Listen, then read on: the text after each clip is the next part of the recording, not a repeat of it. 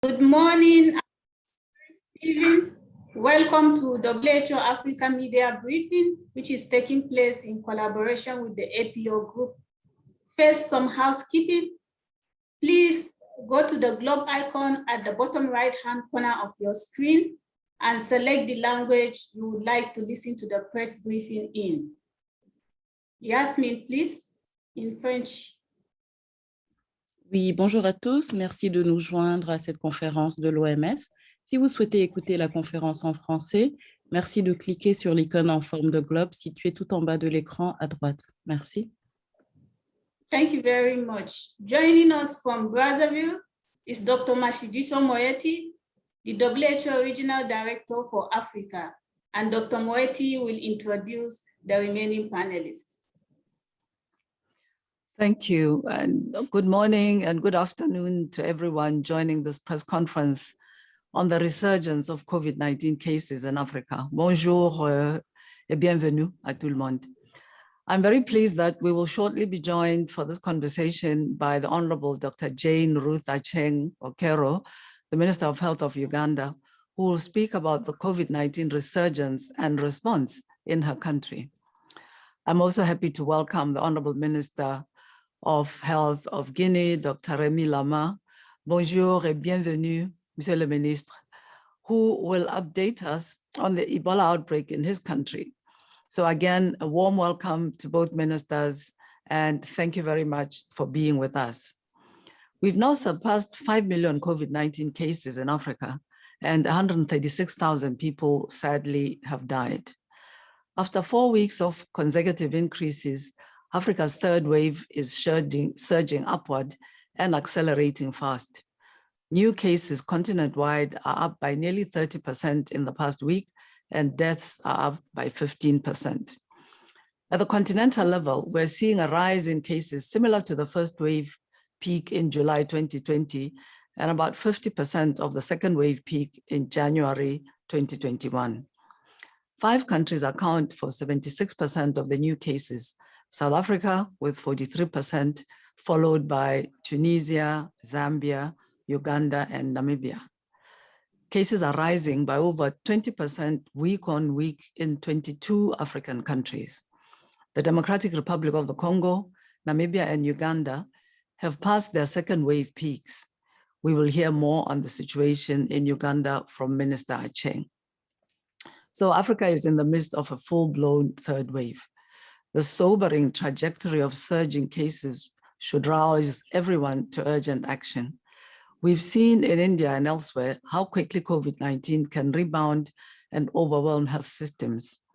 Public health measures must be scaled up fast to find, test, isolate, and care for patients, and to quickly trace and isolate their contacts. As WHO, we're supporting countries to review and implement resurgence plans down to the district and local level, and we are pre-positioning supplies to be ready to deploy to countries that need them. Through the UN Supply Portal coordinated by WHO, almost 19 million easy-to-use antigen detection rapid diagnostic tests are being shipped to 39 African countries to expand access to testing. Through our regional reference COVID-19 laboratory referral network, we are working with countries to ship samples for sequencing to better understand where and to what degree variants are circulating in specific contexts. So far, the Delta variant has been reported in 14 African countries, and the Beta and Alpha variants have been reported in more than 25 countries each. We're also engaging communities through their leaders and associations and social media channels to promote adherence to the preventive measures and to counter rumors and misinformation and to overcome vaccine hesitancy. Turning to COVID-19 vaccines, Africa's rollout is picking up speed with over 5 million doses administered in the past 5 days compared to around 3.5 million doses per week for the past 3 weeks. Almost 12 million people are now fully vaccinated, but this is still less than 1% of Africa's population. Unfortunately, 23 countries have used less than half of the doses they have received, including 4 of the countries experiencing a resurgence. These countries are facing logistical challenges, gaps in operational funding, and vaccine hesitancy, among other factors. The rise in cases and deaths is an urgent wake-up call for those lagging behind to rapidly expand vaccination sites, to reach priority groups, and to respond to community concerns. At the same time, 7 African countries have already used 100% of the vaccines they received through COVAX, and 7 more have used over 80%. These countries have shown that they can move vaccines quickly, and their success is linked to early planning, including resource mobilization, and engaging different sectors and government ministries. In Angola, for instance, mobile vaccination has helped to reach priority populations outside of the capital city, and digital platforms are being used to register vaccinations and map vaccination sites. In Rwanda, cold chain capacities have been enhanced, and several countries with high demand for vaccines have actively engaged communities and addressed misinformation head-on. As WHO, we're supporting rollout can speed up everywhere. Africa needs millions more doses here and now to curb the third wave, and best practice approaches will be key to making the most of the available vaccines. I thank you once again for joining us today and very much look forward to our conversation. Thank you, Dr. Moeti. Now we will turn to the Honorable Minister of Health from Guinea, Dr. Remy Lama, to tell us about Ebola outbreak response in Guinea. Over to the Honorable Minister.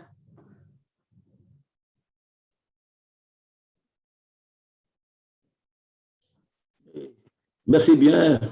Merci à Madame la directrice régionale de l'OMS. Mesdames et Messieurs, chers ministres ici présents à ce point de presse, avant de commencer à vous faire la situation par rapport à la gestion de cette épidémie d'Ebola qu'on a connue, je voudrais d'abord vous dire que nous nous apprêtons dans les jours à venir à vous signifier un arrêt de la circulation du virus Ebola, et précisément à la date du 19 juin 2021.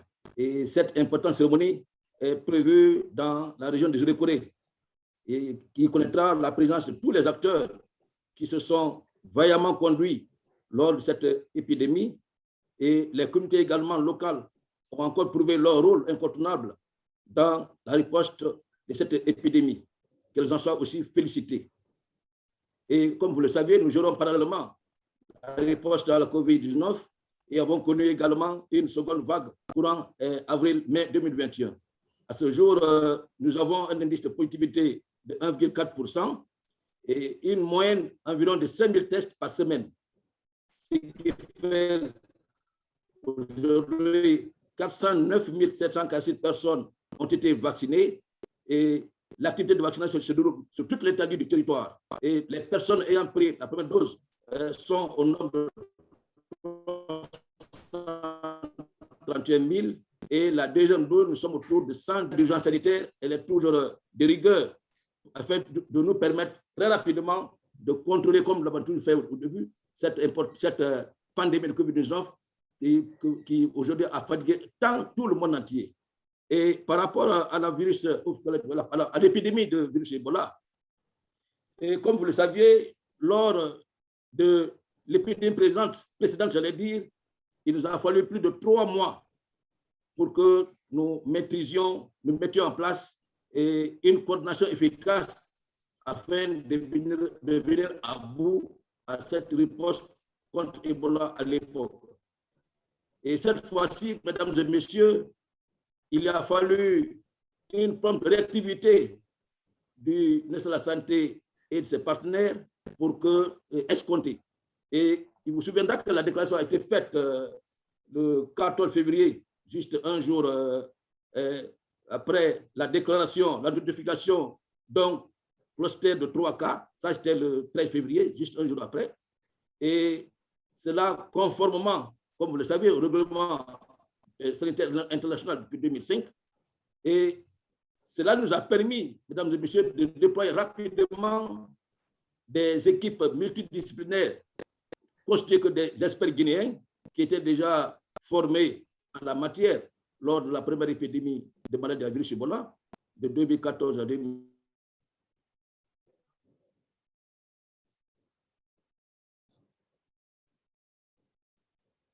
2016 et ceci nous a permis de mettre en place toutes les activités de cette maladie.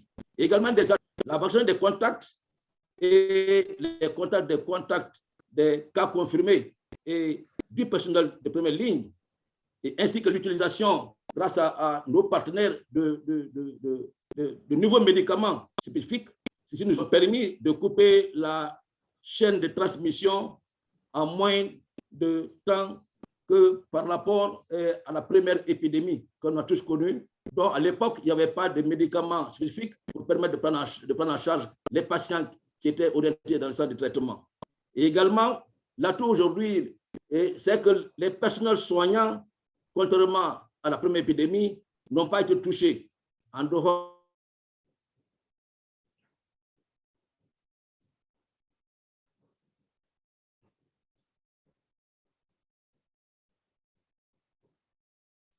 du cas index, qui était la sage-femme qui travaille au centre, comme vous le saviez, prévu entre 2014 et 2016, avec près de 150 cas de décès au niveau des personnels soignants. Également, la disponibilité des centres de traitement des épidémies construits à travers le pays nous a permis, mesdames et messieurs, de prendre rapidement en charge les patients suspects et confirmés avec un plateau technique bien notifié et des soins optimisés ont été fournis, de réanimation qui étaient également à notre portée, et aussi les laboratoires étaient également intégrés au niveau de ces centres de traitement épidémiologique. Il y a aussi le concours des ressources humaines qui ont été déjà formés lors de la première épidémie, et ces personnels également nous ont permis de procéder à une prise en charge adéquate de tous les patients qui étaient reçus dans les centres de traitement. Et également, mesdames et messieurs, l'un des avantages qu'on a eu, c'est la mise en place, après 2016, de l'Agence nationale de sécurité sanitaire, qui a aussi largement contribué à la maîtrise de cette nouvelle épidémie. Voilà, mesdames et messieurs, de façon ramassée, les activités qu'on a eu à mener pendant la résistance de cette épidémie d'Ebola en République de Guinée. Je vous remercie. S'il y a des questions spécifiques, nous sommes à votre écoute afin d'éclairer la lanterne des uns et des autres. Thank you, Honorable Minister. Merci beaucoup. Dr. Moeti, would you like to comment about WHO's support for the Guinea's Ebola response? Merci beaucoup, Mary. Comme a bien dit Monsieur le ministre, dans 2 jours à peine, nous devrions célébrer la fin de la flambée de maladies à virus Ebola en Guinée. Je tiens à adresser mes sincères félicitations à la Guinée, au chef d'État, Monsieur le ministre, et aux autres ministres et aux premiers intervenants qui ont aidé à guider la flambée en prenant un risque personnel très élevé. Merci également à nos partenaires qui ont apporté un soutien financier et technique à la riposte. Cette flambée d'Ebola s'est déclarée au même endroit que celle de l'Afrique de l'Ouest qui avait tué 11 000 personnes. Grâce à de nouvelles innovations, comme a bien dit Monsieur le ministre, et ont anciennement tiré, la Guinée a réussi à contenir le virus en 4 mois seulement, empêchant ainsi la maladie de se propager au-delà des frontières du pays. Nous sommes devenus plus rapides, plus efficaces et plus intelligents dans la lutte contre l'Ebola. La réponse rapide et coordonnée de la Guinée à la flambée témoigne du savoir-faire national croissant dans la gestion des situations d'urgence sanitaire. Lors de la dernière flambée, les agents en première ligne réalisaient rapidement des tests de dépistage d'Ebola, traitaient les patients et assuraient le suivi de contacts et de survivants. La vaccination des personnes à haut risque a commencé 9 jours après la déclaration de la flambée et près de 11 000 personnes sont désormais vaccinées. So I'd just like to say that the 6 countries bordering Guinea also ramped up preparedness measures, stepping up surveillance and screening at border crossings and within high-risk communities. Our work, however, is far from over. In the past months, new information came to light telling us that these cases were linked to the 2014 to 2016 outbreak. So we must continue to support survivors, monitor their health, and check for the disease's presence without creating unfair stigma. Our teams are also finalizing a 90-day resilience post-epidemic plan to support local health authorities, health workers, and communities. I believe we should be proud of the work that brought this outbreak under control, while Guinea simultaneously battled a Lassa fever outbreak and continues to fight COVID-19.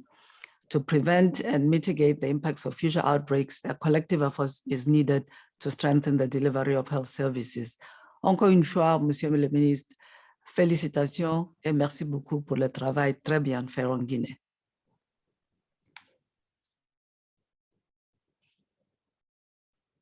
Thank you, Dr. Moeti. Indeed, a hearty congratulations to Guinea for an effective response to Ebola virus outbreak. The Minister of Health from Uganda is being delayed, so we will go straight to the question and answer.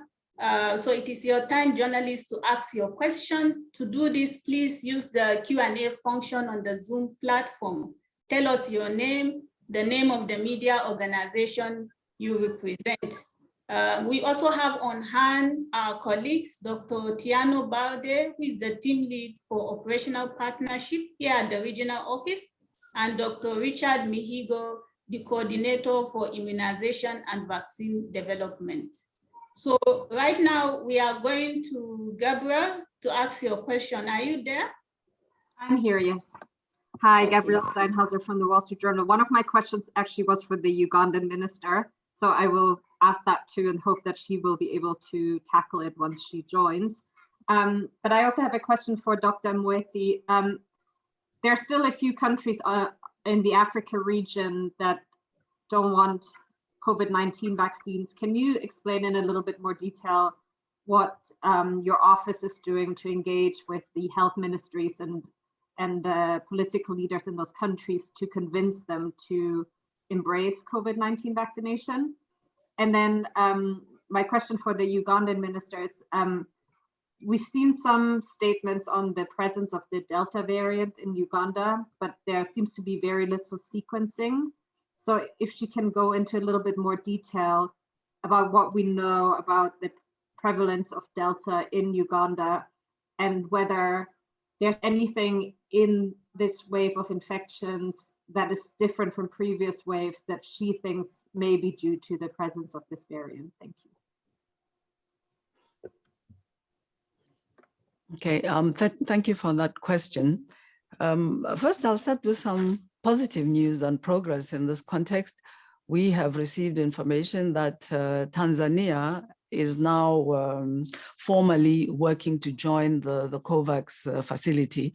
And we expect very soon then to be working with our other partners within COVAX, with our local country office of WHO and other UN partners in Tanzania to support the government to acquire vaccines and to deliver them to the population. So I'd like to thank the head of state of Tanzania, co-leaders in the government and others for having taken that decision and just assure them of our commitment to working to support the delivery of the vaccine.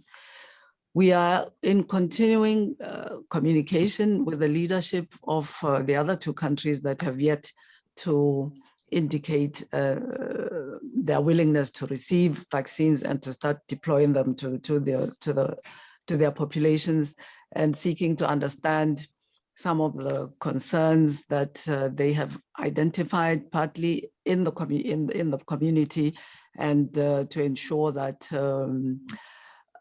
they realize that the international community, the COVAX facility that has been established in a multilateral way, and WHO and our partners are ready to continue to explain both to the leadership and to the populations the benefit for individuals, families, the country, its economy, and globally, all countries, of vaccinating all populations. I think we have said many times in these press conferences that we have to move with the understanding of communities. Our responsibility is to help to disseminate the correct information so that fears, reticences, concerns about being vaccinated by the population are reduced, and therefore decisions are taken to provide vaccines to communities. So we will continue in this endeavor.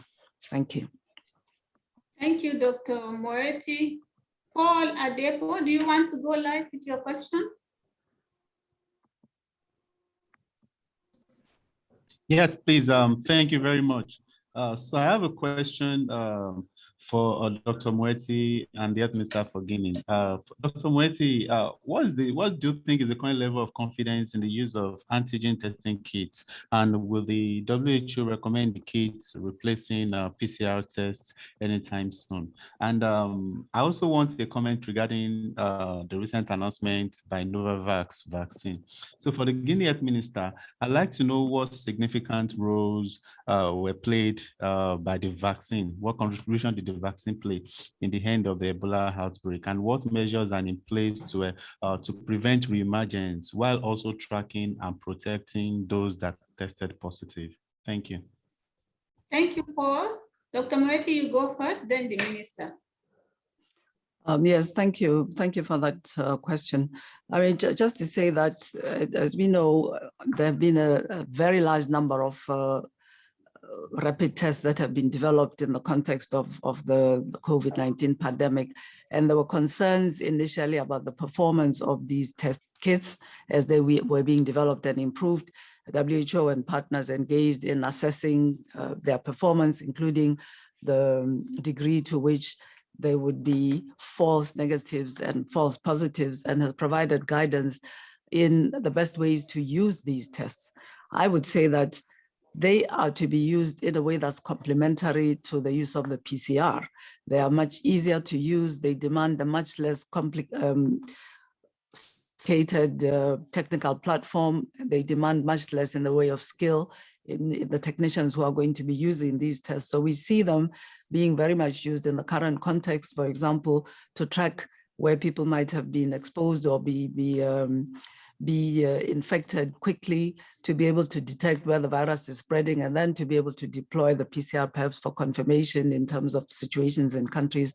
So certainly they can be used in more decentralized settings out of the capital cities where the laboratories capacities are much less. So we see them very much as an added, absolutely important tool to be able to complement the use of the PCR to expand access to testing so that we have a much better picture of where the virus is moving, what the situation is in countries to guide interventions by government.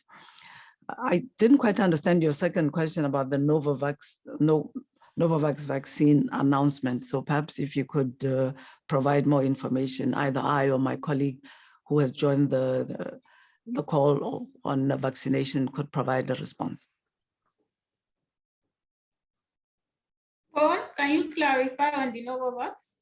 Oh, yes. So the Novavax vaccine, COVAX announced that it was also, when it secures approval, that it will also be added to the panel of vaccines available. So I want to know whether this will be in any way prioritized over other candidates that are lined up to also join the COVAX. So that's my interest.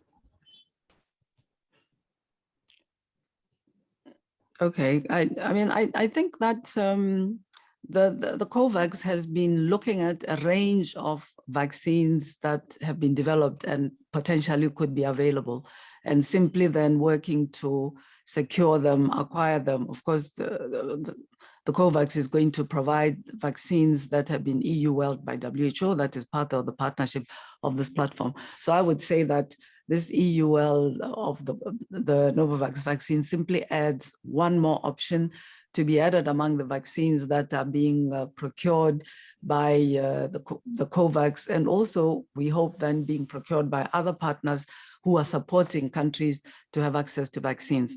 We would like to have as many vaccines as possible assessed to be efficacious, safe, EU-welled by WHO, and therefore available to be used by COVAX and by other providers and suppliers, and of course by our member states, by countries.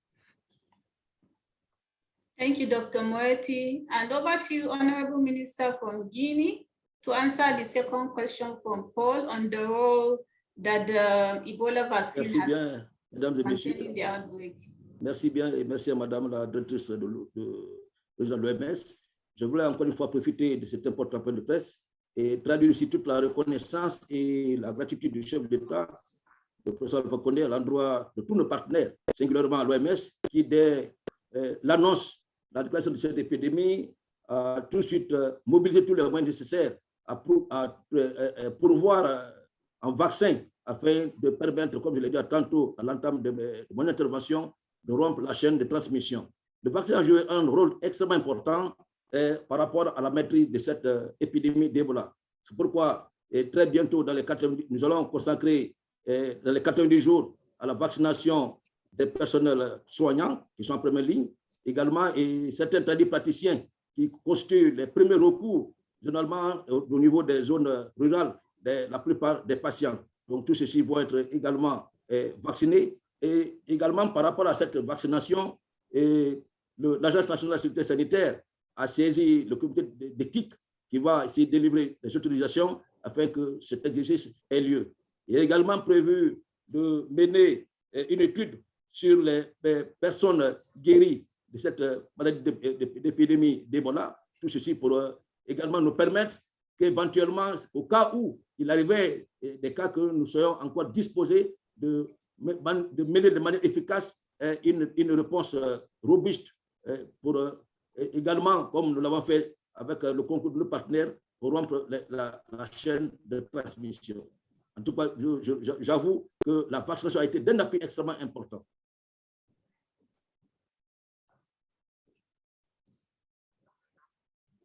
Merci beaucoup, Honorable Minister.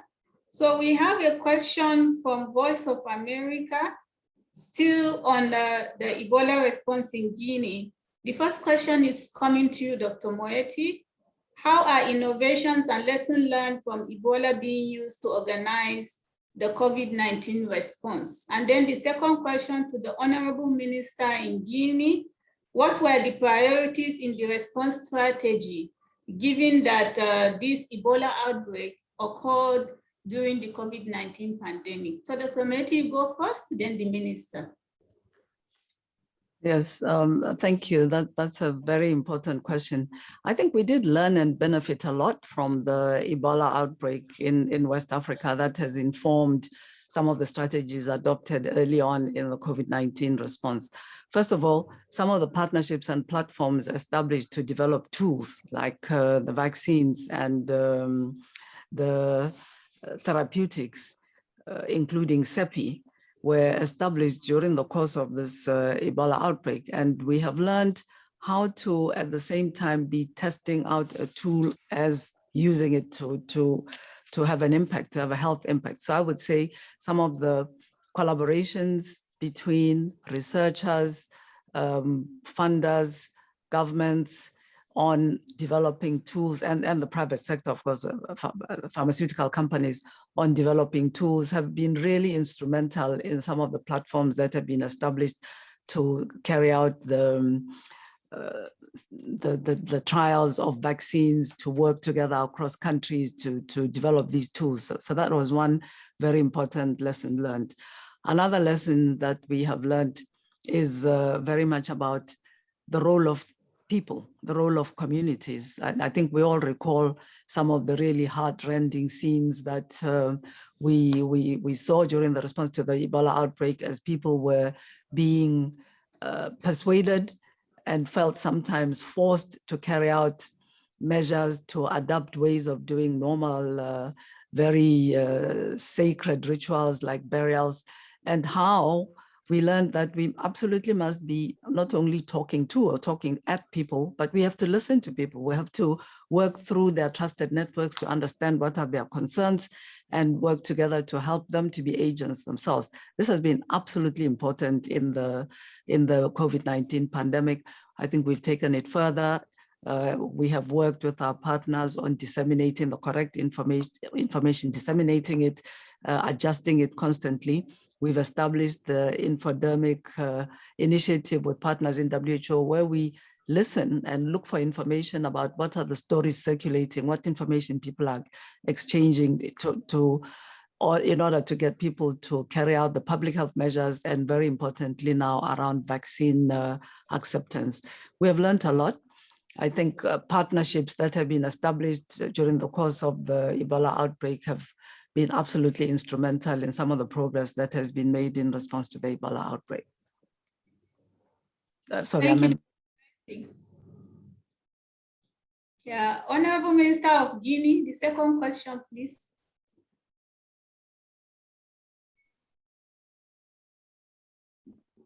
La deuxième question, qu'on appelle ça, relative qu'on appelle ça, c'est toujours à la riposte, à la stratégie. Voilà, la stratégie qui a été envisagée, c'est par rapport à la gestion des deux épidémies, parlant de COVID-19 et d'Ebola.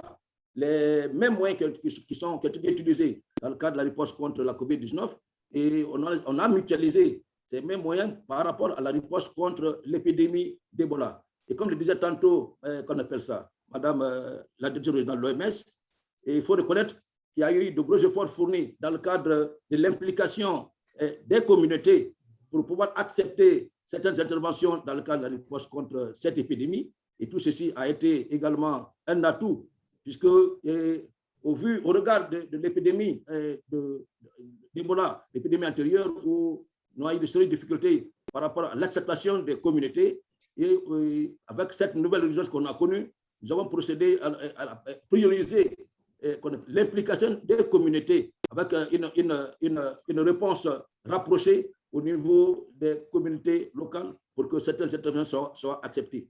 Et également, comme l'a dit tout à l'heure Madame la directrice, il a été également question d'une large sensibilisation des communautés. Tout ceci a prévalu à la maîtrise parfaite et à la rupture de la chaîne de transmission.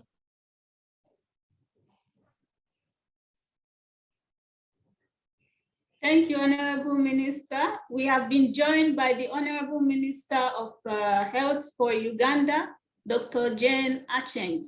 Dr. Jane, welcome. We are happy to have you. Can you please tell us how Uganda is addressing the COVID-19 resurgence?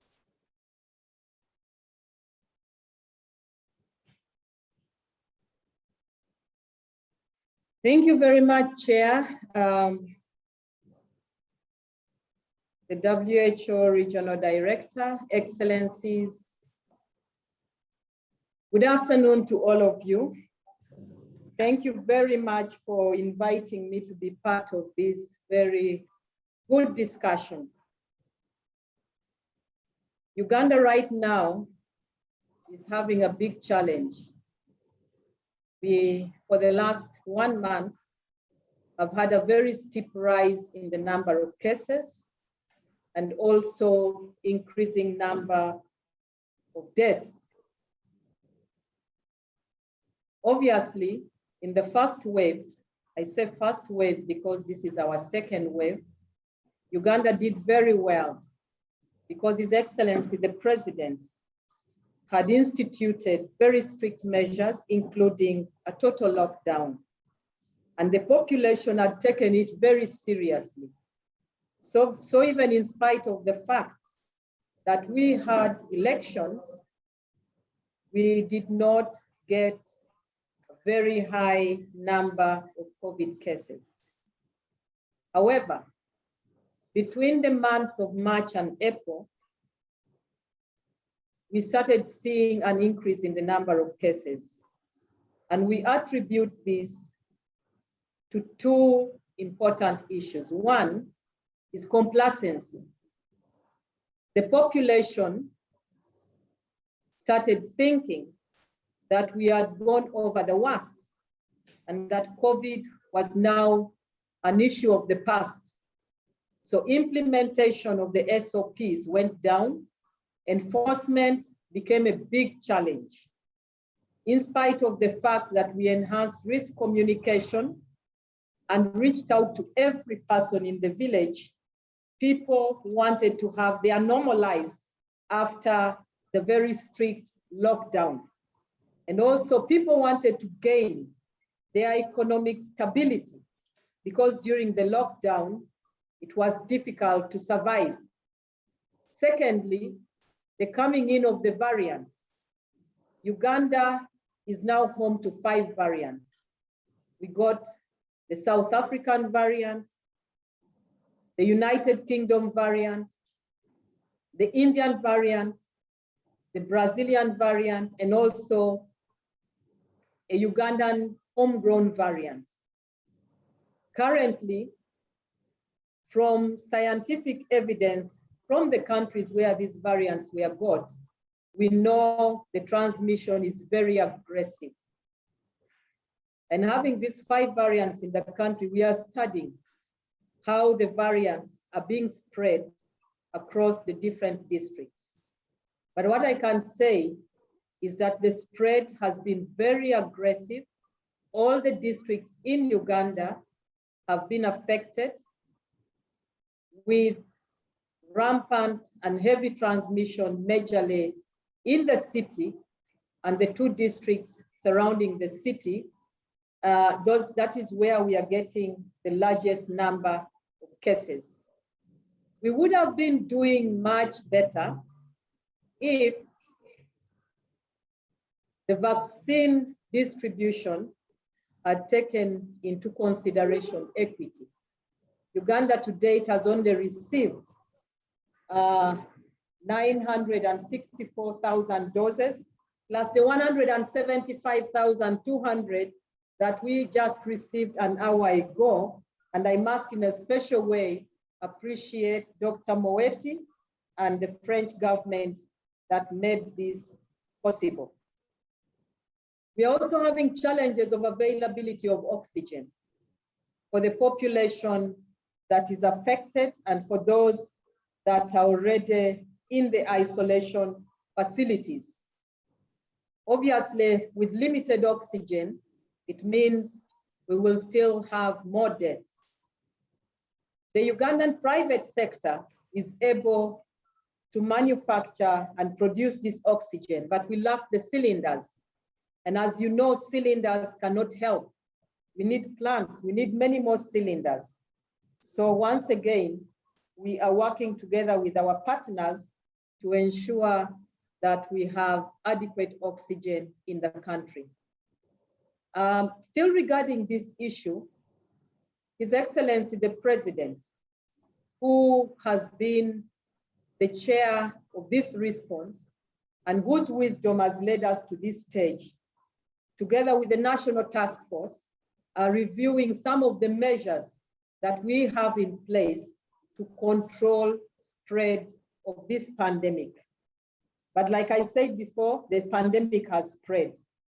And some of the issues that are being considered currently is one, we have a resurgence plan that takes into consideration all the pillars that must be active, including resource mobilization, surveillance, laboratory, and so on. We are also working with the districts because that is where the implementation takes place to ensure that the district leadership is up to the game and that enforcement is being handled by the districts in a manner that will help us to reduce on the spread. We have started a very robust intervention that we call community engagement. We are handing over the pandemic to the communities to take it up by themselves and ensure that they adhere to the standard operating procedures. They are able to account for all those who are infected in the communities where they are, and also to be cognizant that movements facilitate transmission so that they can address that as well. Our laboratories have increased the capacity of testing. We still need more test kits, obviously. We are using both the PCR and the antigen tests, but this needs to come in a lot more quicker to help us address the situation, even as we continue with our aspects of monitoring how the variant is behaving in the country. I want to appreciate our partners who have been very responsive the UN partners and the bilateral and multilateral partners have been very supportive at this time, even as we face this challenge right now. So as I conclude, there are about 2 other challenges that I must highlight, and that is human resource and oxygen and ICU capacity that needs to be increased. But we still believe that prevention and implementation of the standard operating procedures is the way that will lead us to bring down this pandemic. I thank you. Thank you, Honorable Minister, for this comprehensive update. Our hearts are with the people of Uganda. We are all in this together. Esther, do you want to ask your question live? Yes, please. Thank you very much, Dr. Mary. I've got a couple of questions. My first question goes to our minister. Thank you very much, Dr. Ruth. I would like to know, in terms of quantification, what is the deficit of oxygen that the country needs right now? We have also heard that we are asking our neighboring countries to give us some oxygen. Can we name these countries and understand if it's coming and when it's coming? Secondly, the private sector is supposed to play a role and bring in some vaccines. Are we seeing them bringing in any vaccines anytime soon, and which vaccines are these? And for Dr. Moeti, you have said that Tanzania is on the COVAX facility and it has applied. Do we know what vaccines are going to Tanzania that they have applied for, and how long does it take for a country before it actually gets the vaccines in the country after they have applied? Thank you very much.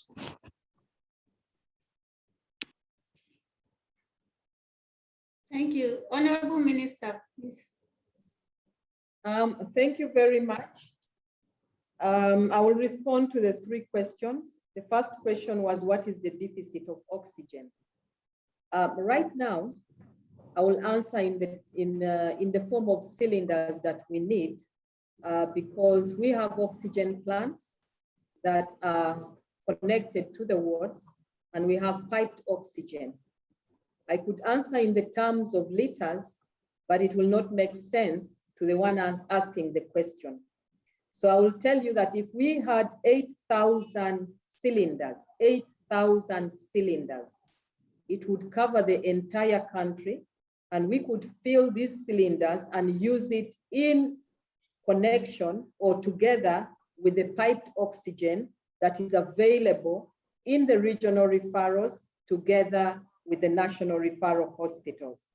You then asked a question whether there are countries that are willing to provide oxygen. As I indicated before, our private sector has the capacity to generate all the oxygen that we need. The challenge has been the availability of cylinders. Right now, as we speak, the government of Kenya is in the process of giving us oxygen, but we don't have the cylinders to fill in the oxygen. Our partners provided cylinders, but the numbers are too few compared to what we need on a daily basis. What we are currently generating would be enough if we were not having increasing numbers of patients every day.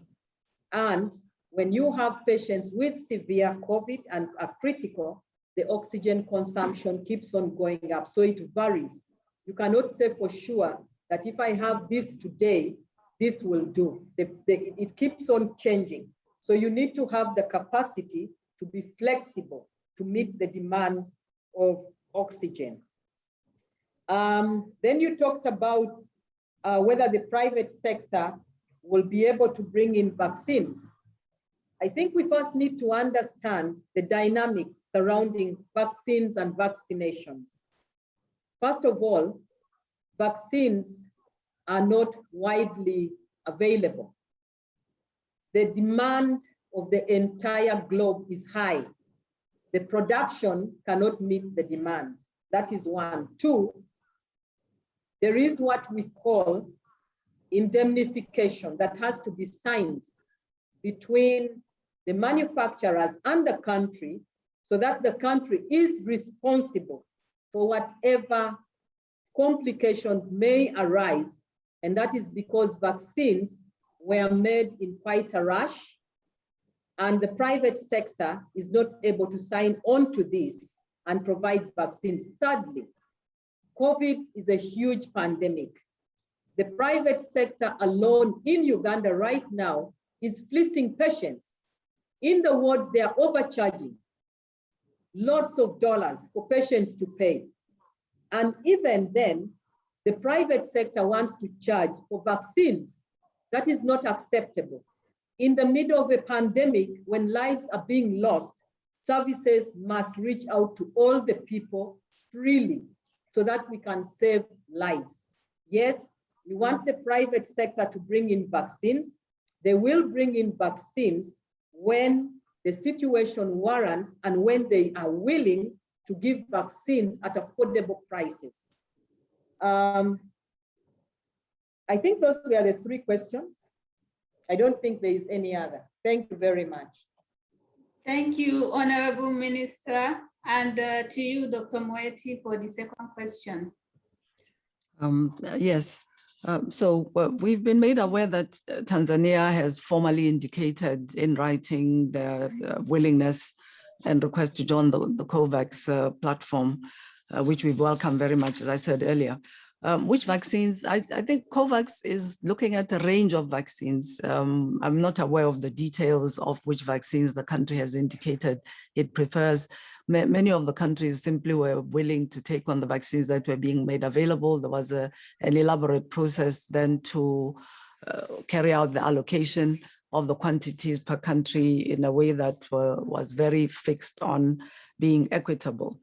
How long it'll take to get them? I think you're aware that there are currently challenges in acquiring the vaccines for the COVAX platform, because India was one of the major suppliers, and because of their very serious situation, they've had to pause the supply. So I'm not aware of the detailed information on this, but as soon as we obtain it, we will share it in a way that we have a website on which it's possible to see the information about vaccine volumes that are going to various countries. So I think it's something that will take some days to be sorted out by the teams that are looking at the distribution and allocation of vaccines to different countries.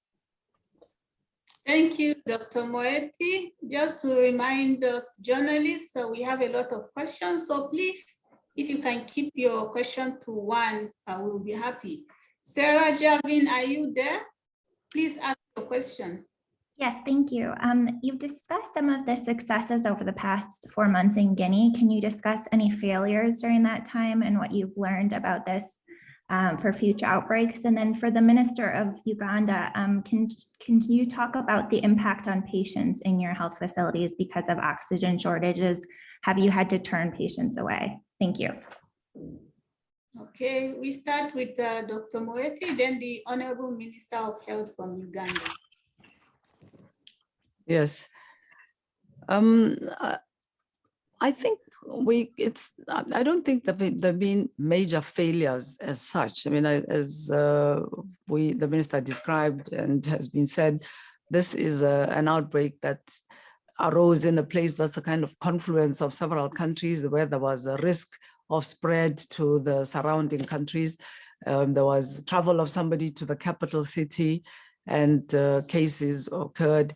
But I'm not aware of any particular severe failures. The procedure for putting the vaccine at the disposition of the country worked pretty well.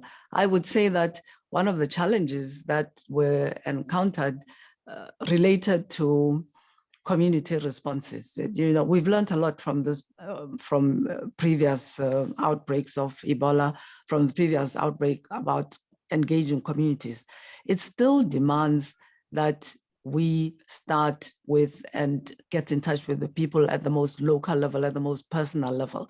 And this takes some time. So we did have some cases of initial resistance, people not bringing themselves forward, cases being hidden, meaning we have to understand that the minute there is a suspicion of an outbreak, such a disease, at the same time as we send out an epidemiologist and somebody to count the data, we must start the community engagement and we must continue it. And we are continuing to learn. We're continuing to learn how to do it in the most effective way. We need, it means, to be ahead of the outbreaks and be engaging communities in our ongoing work on health, so that when we need people to do the unusual, respond in different ways, not go where they would normally go, not congregate, then we have the platforms and the connections through which to do this quickly and effectively. I would say that's my own observation, and I'm interested to see what the minister thinks might have been mistakes, errors, where we could learn even better for the next outbreak. Thank you, Dr. Moeti. Merci bien. Merci à Mme Moeti. Et parler d'échec, c'est un peu trop dire, comme elle a si bien évoqué tout à l'heure. Et ce qu'on a constaté, c'était le faible engagement des communautés locales à la suite du déni de la maladie d'Ebola. Et ça a été un des grands défis. Et ceci a du coup entraîné la non-acceptation par endroit de certaines interventions de nos personnels soignants. Et également, cela a entraîné une faible remontée des alertes suspects au niveau de certains districts. Et il y a eu par endroit également un refus de transfèrement des patients au niveau des centres de traitement. C'est pourquoi nous avions essayé d'impliquer les structures communautaires dans la gestion des épidémies avec une approche de réponse de proximité au niveau des aires de santé afin d'obtenir leur engagement.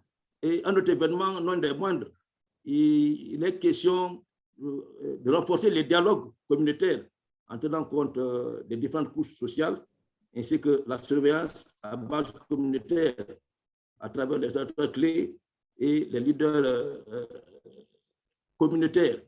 Et un autre élément, non des moindres, vous savez, par rapport à l'épidémie passée, nous avions des difficultés parce qu'à l'époque, nous n'avions pas de centres de traitement appropriés. C'était des espèces de structures non permanentes qui étaient mises en place. Donc, les gens n'avaient pas confiance à ce qui se passait au niveau de ces structures.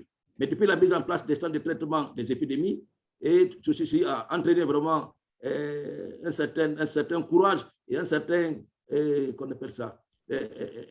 confiance aux nos personnels soignants. Et l'autre facteur qui nous a beaucoup aidé, c'est le fait de faire des visites guidées avec certains responsables communautaires ou certains religieux ou certains chefs de district pour aller visiter ces centres de traitement des épidémies afin de les rassurer ce qui s'est passé au niveau de ces centres. Tout ceci a contribué très rapidement à convaincre ces communautés afin d'accepter les interventions.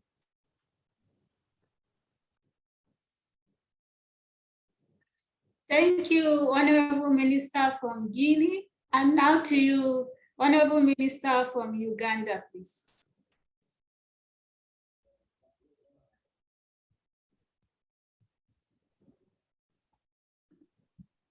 Dr. Jane, are you there? Okay. Can I be heard? Yes, please. Can you hear me now? Yes, please, go ahead. Great. So my question was whether we were turning away people from our hospitals. And my answer is no, we are not turning away people. We have isolation facilities all over the country in every region.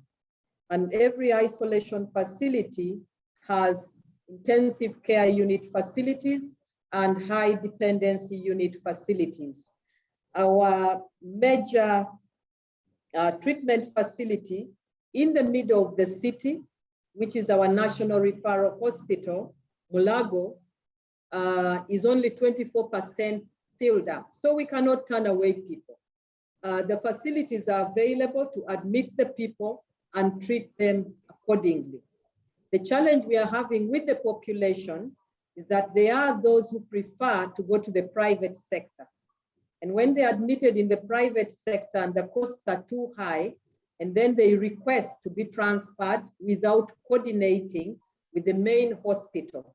That is where you find patients moving up and down, and then you start hearing on social media that patients are not being taken up, which is not true.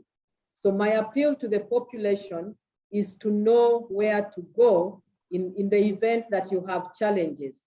If you know you can't afford the private sector, come straight to the place where you will be given free treatment. In any case, the free treatment is more valuable than the treatment you go to look for when you cannot afford, and then you move up and down. The only challenge that we have that has to be addressed is the issue of human resource. Nowhere in the world can you tell me that health workers will not get fatigued and tired, especially when the admissions keep on coming in and health workers need to rest. Obviously, the staff in the intensive care unit are also tired. They are human like anyone, and they also need to rest. And of course, as I mentioned earlier, we have to get a constant and continuous supply of oxygen, which needs adequate cylinders in the event that the piped oxygen cannot be adequate for everybody. So we must have something on standby. I thank you. Thank you very much, Dr. Acheng. So we still have a number of questions. We will go a little bit longer today. Let's turn to Omar from Reuters. If you're there, you can ask your question, please.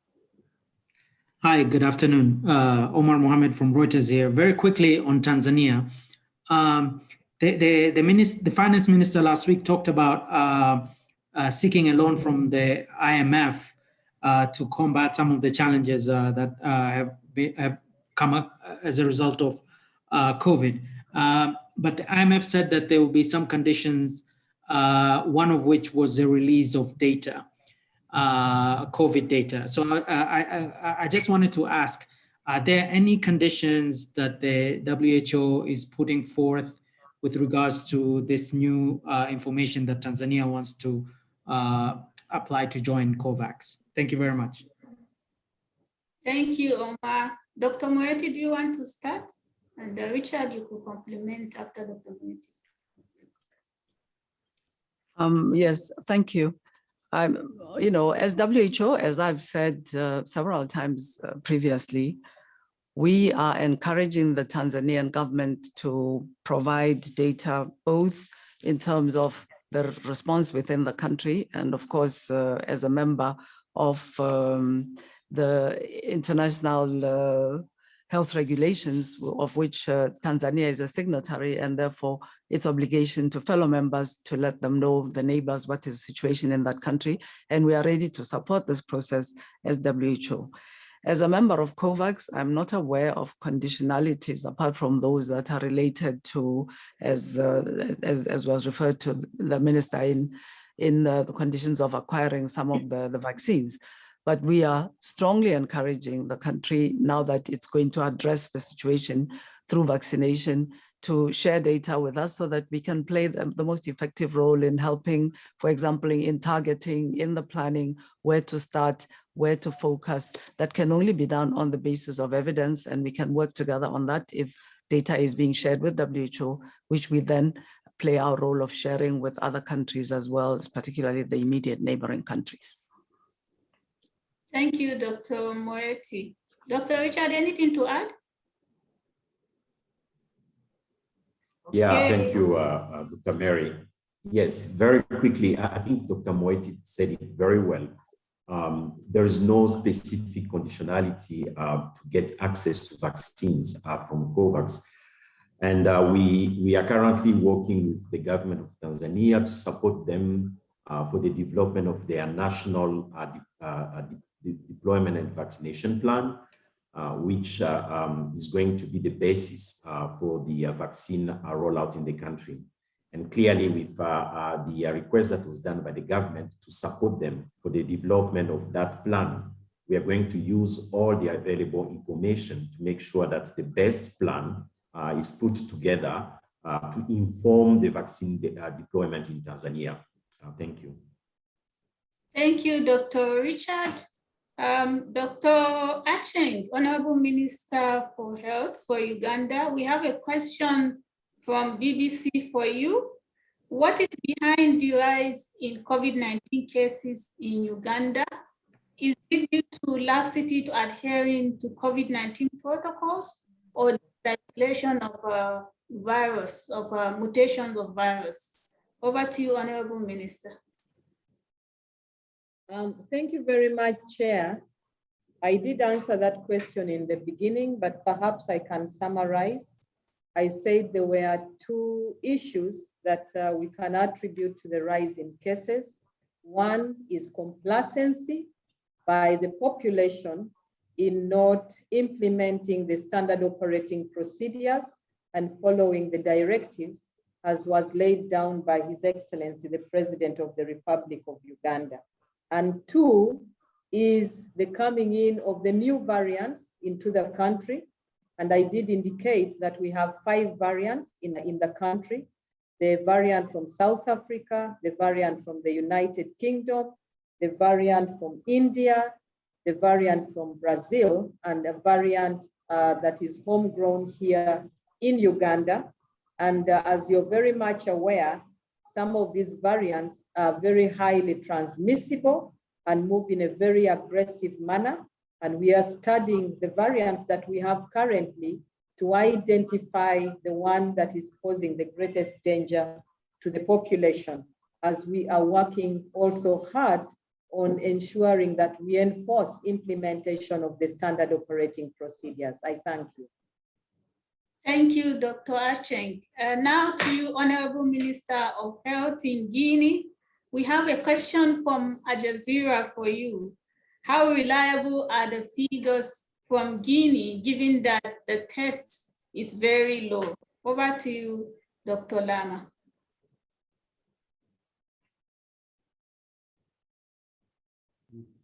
Merci bien.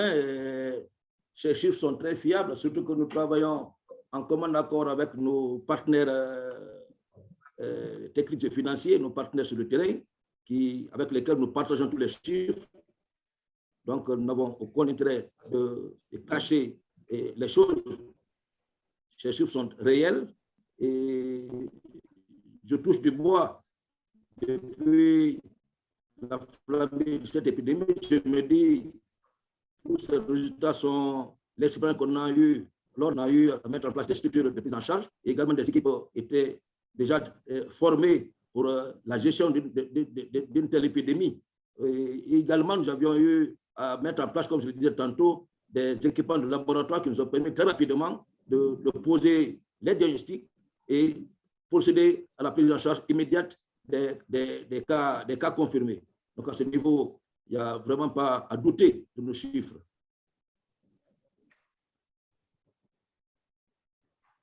Merci beaucoup, Honorable Minister. And to you, Dr. Richard, we have a question.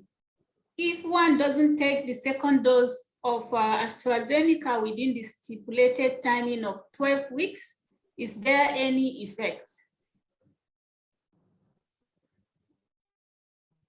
Yeah, thank you, Dr. Mary.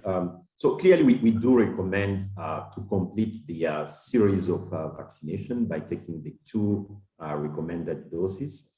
But we know, unfortunately, the current situation of shortage that we are currently in, where the second dose in some countries has been delayed due to the shortage of the vaccine. But clearly, the data that is currently available is showing that with 1 dose of AstraZeneca, we still do have a certain level of efficacy and protection to the people who have received that.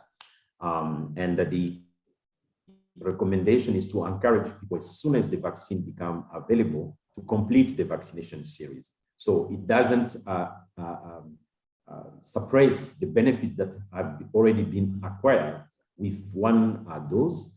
And we do hope that with the negotiations that are currently going on to make sure that we can increase the supply, we can still provide this second dose.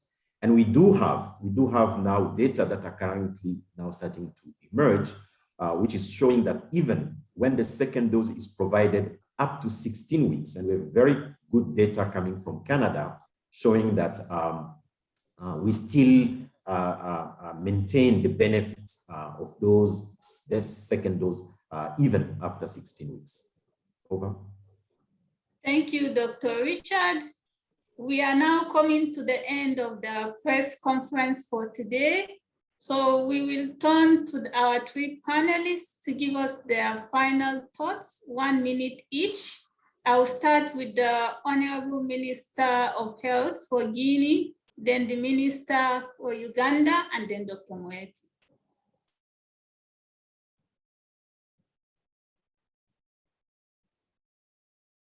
Et encore une fois, merci bien, merci à Madame Moeti, merci à tous les participants, merci à Madame et Monsieur les ministres. Je voulais encore une fois traduire, comme je le disais à l'entame de mes propos, traduire toute la gratitude de la reconnaissance du gouvernement guinéen à travers son Excellence Monsieur le République, le professeur Alpha Condé, à l'endroit de tous nos partenaires qui nous ont accompagnés dans ce processus de lutte contre cette épidémie de maladie à virus Ebola. Et comme je le disais à l'entame, nous allons, dans les jours à venir, procéder à la déclaration de la fin de circulation de ce virus au niveau de la République de Guinée.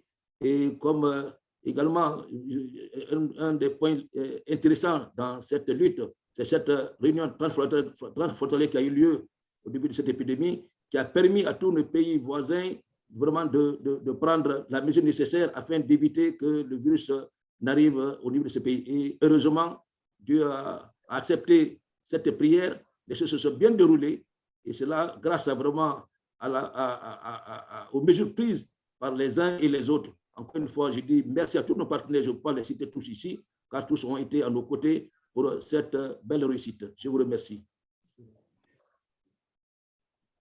Merci beaucoup, Honorable Minister, and once again, congratulations on your effective response to Guinea outbreak in Guinea. And now over to you, Dr. Acheng.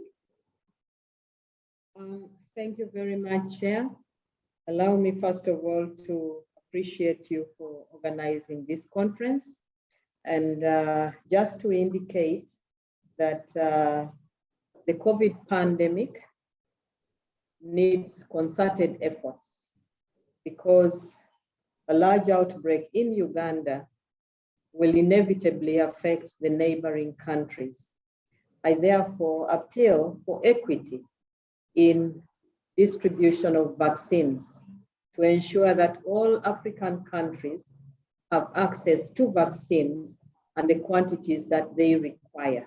Uganda embraced vaccination, and even the donations that we have received, we have used them very effectively to reach out to the population. So my humble appeal is that as many more vaccines should be sent to Uganda as possible. I also want to indeed appeal to our partners to support us in ensuring that we have adequate cylinders for oxygen. Uganda has a history of handling pandemics, and I still believe that the Ugandan teams are up to ensuring that the pandemic can be controlled as we reach out to the population to make them understand that COVID is a social behavioral issue. COVID is not about hospitals. It is not about oxygen. It is not about intensive care units. It is a social behavioral issue. It requires you and me to be responsible citizens and determined to protect one another. When we do that, we will be able to control this pandemic in the world. I thank you and God bless you. Thank you, Honorable Minister. Indeed, Uganda has responded effectively to previous outbreak, and we believe with the right support, the COVID will be brought under control. Over to you, Dr. Moeti. Yes, first I'd like to once again thank both honorable ministers for having joined us, the Honorable Minister of Guinea and the Minister of Uganda. And I'd like to reiterate my congratulations in advance by a couple of days, but for the excellent work done in Guinea to reach this point just before we declare this outbreak finished. I'd just like to refer again to the common elements between the Ebola response and the COVID-19 response, in indicating that what it has taken is, first of all, political leadership and decision-making by the national leaders, by the Minister of Health, and collaboration with partners, the contribution of many partners, collaboration in developing tools, and very importantly, the role, I'd like to echo what the Honorable Minister of Uganda just said, the role of individuals, the role of communities, well supported with information, with interaction, with the tools that are needed, sometimes with the supplies that are needed, and with an attention to equity, making sure that everybody in the community is enabled to play their role. And then again, to the frontline healthcare workers, the social interveners who are playing such an important role in interfacing with the communities. All of this is valuable in both responding to pandemics and in putting in place the kind of resilient health systems that we need so that next time there is a threat, we're in an even better situation and position to respond and contain the outbreak. And finally, solidarity. I'd like to echo the Honorable Minister of Uganda again. We appreciate very much the donation of vaccines that has been announced by a number of partners, some of the wealthier countries, just to emphasize that time is of the essence so that we can build on what's already been done and get the optimum benefit from this solidarity. Thank you. Thank you, Dr. Moeti. We have now come to the end of the press briefing for today. A very big thank you to our fantastic panelists and also to you journalists for your time today. We will have Dr. Balde and Dr. Mihigo at the end of the session to respond to some of the French questions. Thank you and see you next week.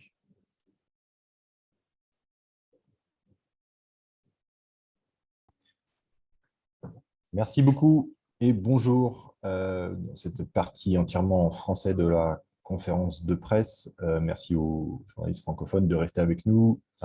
Pour répondre à vos questions, nous avons, comme il a été annoncé, Dr Richard Miego, qui est coordinateur du programme de vaccination de mise au point des vaccins, et le Dr Tierno Baldé, chef de l'unité des partenariats opérationnels. Beaucoup des questions que nous avons concernent Ebola, mis à part la première question de Claire Fagès de RFI que je vais poser donc à Dr Mihigo. Pouvez-vous nous dire où en est l'épidémie de Covid-19 et comment les structures sanitaires font face et comment avance la vaccination sur le continent? Okay, merci beaucoup. Je pense, comme nous l'avons entendu au début de cette conférence, tel que le docteur Moeti l'a dit, l'épidémie de Covid-19 en Afrique progresse. Nous avons dépassé les 5 millions de cas. Nous avons un certain nombre de pays qui sont carrément rentrés dans une troisième vague. Nous l'avons entendu tout à l'heure de la part du ministre de la Santé de l'Ouganda, avec la deuxième vague assez importante que traverse le pays. C'est sur ce fond de résurgence de cas de Covid que nous continuons à appuyer les pays pour accélérer les efforts de vaccination. Nous avons vu des progrès énormes la semaine passée où les pays ont accéléré la vaccination et le nombre de personnes qui ont été vaccinées. On a eu des rebonds de vaccination dans beaucoup de pays. L'Afrique du Sud, la Côte d'Ivoire et un certain nombre de pays qui ont réellement pu voir leur nombre augmenter, le Cap-Vert, la République centrafricaine qui avait commencé extrêmement timidement, Madagascar qui ont réellement avancé. Mais malheureusement, le problème reste le même à travers ces dernières semaines avec très peu de doses qui sont disponibles au niveau des pays. Nous rentrons dans une phase de la 5e allocation des doses à travers COVAX, qui est en train d'être pour le moment discutée. Nous essayons d'utiliser les données disponibles pour que les doses qui deviennent de plus en plus, je dirais, disponibles à travers le mécanisme des donations puisse aller directement dans les pays qui en ont le plus besoin et qui font face à cette résurgence des cas. C'est ainsi qu'aujourd'hui, nous nous réunissons pour décider de l'allocation des doses supplémentaires dans certains pays qui non seulement ont montré un certain taux d'utilisation assez élevé, mais également qui font face à une certaine réticence de cas. Et finalement, enfin, nous espérons qu'avec les vaccins qui vont arriver dans ce troisième trimestre et d'ici la fin de l'année, nous allons voir une accélération de la livraison au niveau des pays. Et vous avez vu dans la remarque du ministre de la Santé de l'Ouganda cet appel fort, d'ailleurs, que nous réitérons chaque semaine du besoin d'avoir des vaccins maintenant pour protéger les populations et effectivement faire face à cette troisième vague ou deuxième vague importante que certains pays traversent. Merci beaucoup, Dr Migo, pour ce rappel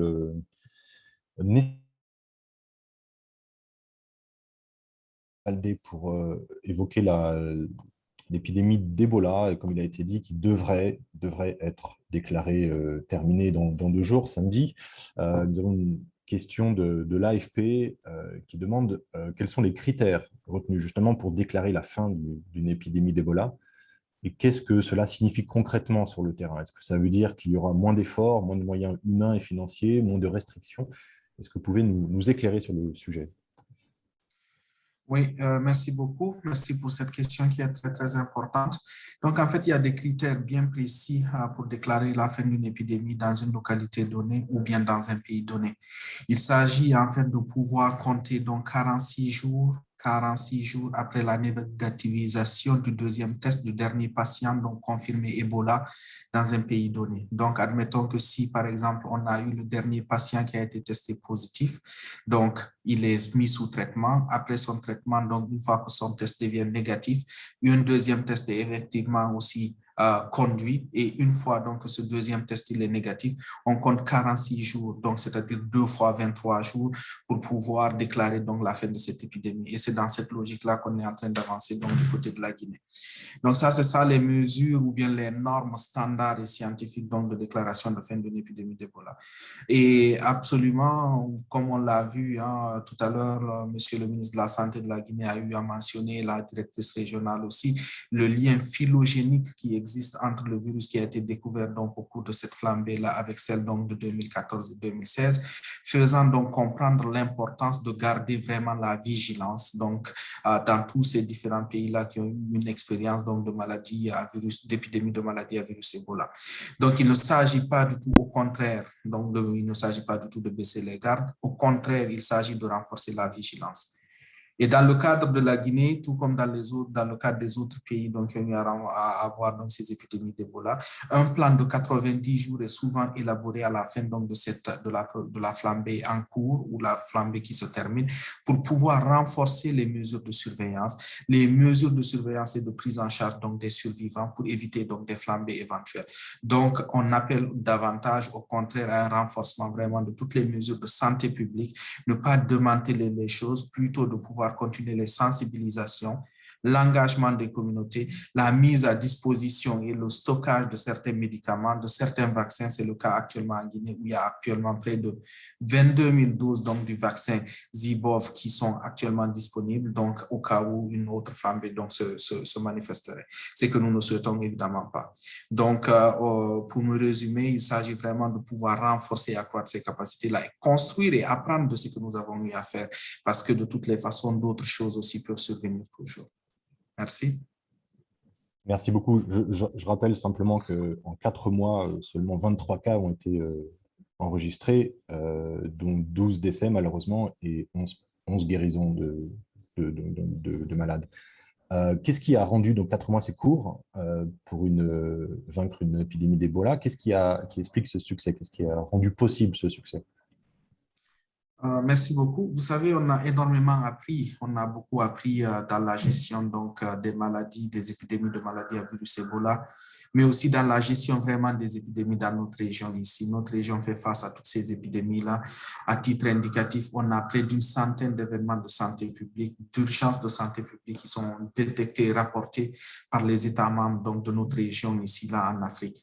Donc, les gens sont vraiment habitués, on apprend à tous les jours. Oh, avant cette épidémie-là en Guinée, on était pratiquement à la 12e épidémie d'Ebola en République démocratique du Congo. Et nous, ici, le bureau régional de l'OMS, dans notre mandat, c'est de pouvoir donc apprendre donc d'abord supporter les pays à répondre de façon adéquate et appropriée à ces épidémies-là, apprendre donc de ces réponses-là et pouvoir les transférer donc ailleurs aussi. Donc, on a ce mandat-là régional qui consiste à regarder un peu tous ces différents pays, à monitorer ce qui se passe dans ces pays-là, à les accompagner à répondre donc aux différentes épidémies, à apprendre de cela et pouvoir le transmettre donc avec les autres pays. Donc, c'est sûr et certain que nous avons beaucoup appris pendant ces dernières années-là sur la réponse à l'épidémie d'Ebola.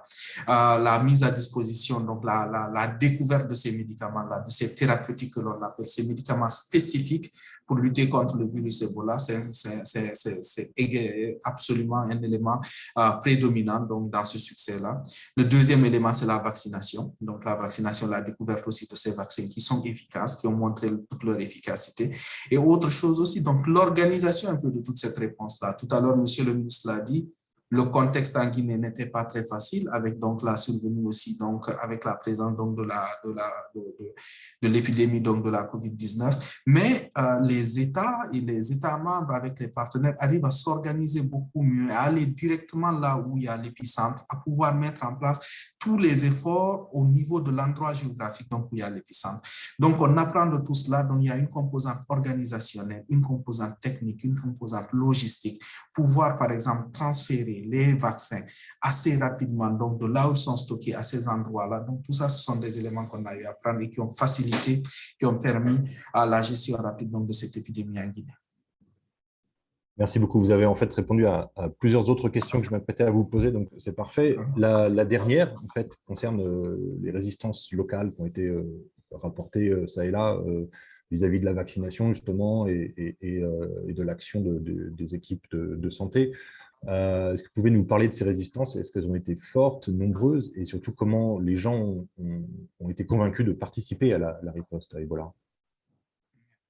Merci beaucoup. Ayant été personnellement aussi vraiment sur le terrain, j'ai été sur ces terrains-là autant en Guinée en 2014, en RDC en 2017, en 2018, en 2019. La survenue de ces maladies-là, c'est une problématique. Je pense que tout à l'heure, Madame la ministre nous le mentionnait. On est des humains après tout. Donc, quand un danger comme ça arrive dans une communauté qui n'a pas l'habitude de faire face à ces situations-là, qui n'a pas l'habitude de faire face à ces maladies-là, c'est sûr et certain qu'il y a une appréhension, il y a une crainte qui est là. Donc, et compte tenu un peu de leur niveau d'éducation, compte tenu de leur compréhension du contexte, compte tenu de leur compréhension à eux des enjeux mondiaux qui arrivent actuellement. Donc, c'est sûr qu'il y a toujours cette réactivité-là. Tout humain a une réaction face à une situation problématique donnée. Donc, c'est comment les accompagner. Et ça, c'est le devoir un peu des professionnels médicaux, des professionnels de santé publique pour pouvoir expliquer, leur faire comprendre un peu donc, la situation à laquelle ils font faire ça et à laquelle ils font face, mais aussi donc à travailler avec eux vraiment de façon très, très rapprochée, comme le disait tout à l'heure Madame la directrice régionale, aller pouvoir les entendre, pouvoir les écouter, pouvoir construire avec eux les réponses les plus appropriées par rapport à leur contexte, pouvoir comprendre aussi, donc que nous puissions comprendre, les écouter. Donc ça, c'est des éléments qui sont très importants. Donc cette réticence-là, je ne dirais pas qu'elle est naturelle, elle est normale, mais il faut pouvoir l'adresser.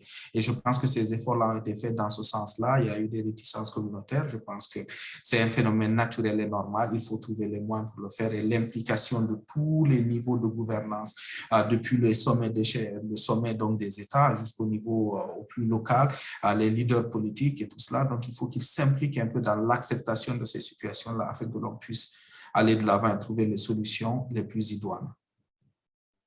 Merci beaucoup. Il nous reste une dernière question et je vais me tourner pour ça vers le Dr Richard Mirigo. C'est une question qui concerne la COVID. C'est une question de Marinella Corrieggia du journal Il Manifesto. qui concerne les morts dues à la Covid en Afrique. Est-ce qu'il s'agit essentiellement de gens âgés ou alors avec des comorbidités, ou est-ce dû au retard dans les soins ou un manque dans les soins? Docteur Migo. Alors, si le docteur Migo n'est plus là, peut-être docteur Baldé, est-ce que vous pouvez répondre à cette dernière question? Oui, absolument. Oui, je pense qu'il y a une disparité quand même assez importante, mais au fur et à mesure, pendant ces dernières semaines-là, ces derniers mois, on voit que les populations beaucoup plus jeunes aussi donc, sont touchées par cette pandémie-là, par la maladie donc, du COVID-19. Donc oui, le pattern ou bien encore le schéma normal et naturel fait que c'est des personnes qui sont beaucoup plus âgées, qui présentent donc d'autres maladies qu'on appelle dans notre jargon des comorbidités, donc d'autres maladies associées à leur état de santé qui sont le plus affectés, qui ont plus tendance donc à être donc touchés sévèrement et éventuellement mourir donc par cette épidémie-là. Mais là, on voit avec ces nouveaux variants qui arrivent là, donc des personnes beaucoup plus jeunes aussi qui sont affectées. Madame la ministre le mentionnait tout à l'heure, donc avec donc ces hôpitaux-là qui sont un peu remplis. On l'a vu en Ouganda, on l'a vu dans d'autres pays comme la Zambie, comme en Afrique du Sud. Mais clairement, il y a une prédominance quelque part des personnes âgées, des personnes qui présentent donc des comorbidités que l'on appelle donc des pathologies, d'autres maladies associées. Par contre, on voit aussi de plus en plus donc de jeunes qui sont touchés par cette maladie-là. Donc, on continue un peu à suivre, à monitorer, comme on dirait donc en anglais, à monitorer un peu la situation, à la suivre et à pouvoir apprendre davantage donc sur les nouveaux éventuellement donc patterns qu'ils peuvent de cette maladie-là dans notre région. Merci énormément, docteur Tierno Baldé. Je rappelle que vous êtes chef de l'unité des partenariats opérationnels au bureau régional de l'OMS pour l'Afrique. Merci aussi à Richard Migo, qui est coordinateur du programme de vaccination, de mise au point des vaccins. Merci à tous les journalistes, de plus en plus nombreux, qui sont restés avec nous pour cette session en français. Et nous vous donnons rendez-vous la semaine prochaine. Merci beaucoup. Merci.